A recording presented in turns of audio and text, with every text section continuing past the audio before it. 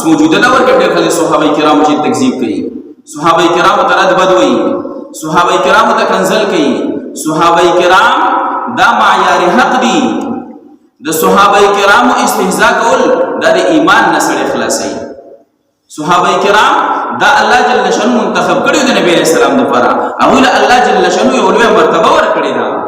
قرآن کې الله سرټیفیکیټ ورکړي دي رضی الله عنهم ورضوا عنه، چې الله کې راضي شو د بل چا سره به سکار دي اعتراض کوي په صحابه کرام باندې. او صحابه کرام د ادنا نه ادنا صحابي چې د ټولو د کمه درجه صحابي دي، هغه د نبی رسول الله سره په یو سفر د جهاد کې تللی.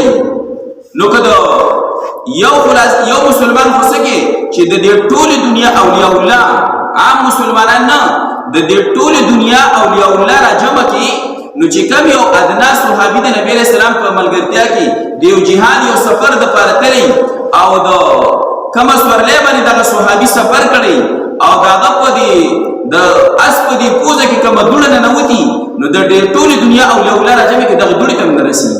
صحابه کرام ټول خلک دي، او یو بیل ما زبر پاجي په صحابه کرامو په اعتراض کوي، پلان کې صحابي داسې او پلان کې صحابي داسې.